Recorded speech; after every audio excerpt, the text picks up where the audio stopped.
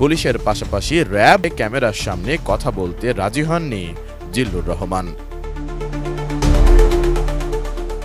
সুশীল সমাজের প্রতিনিধি ও আইন বিশেষজ্ঞরা বলছেন, আইনের সংস্পর্শে আসা শিশুর বিচার কখনো পূর্ণবয়স্ক আসামির সঙ্গে হওয়ার সুযোগ নেই।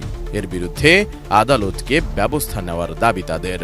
এই দেশটা তো এখন মগের মুল্লুকে পরিণত হয়েছে। যে দেশে অধিকারের কথা বললে নির্বিচারে গুলি করে মানুষ হত্যা করা হয়, সে দেশে সবই সম্ভব।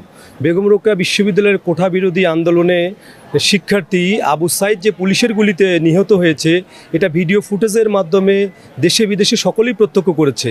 আবু সাইদের খুনিকে বাঁচাতে যে মামলাটি করা হয়েছে, সেই মামলায় কিন্তু এখানে সাধারণ শিক্ষার্থীদের উপরে এই দায় চাপানো হয়েছে।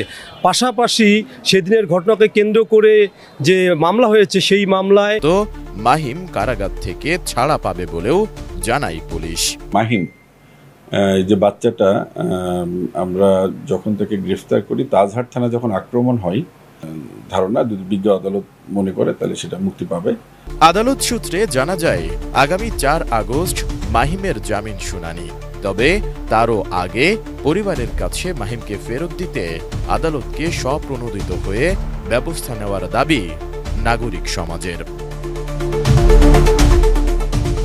আদালত মাহিম শিশু হওয়ায় আগাম জামিনের আবেদন করার কারণে আদালত তাকে 1 আগস্টই জামিন দিয়েছেন। S I Raj, ATN news.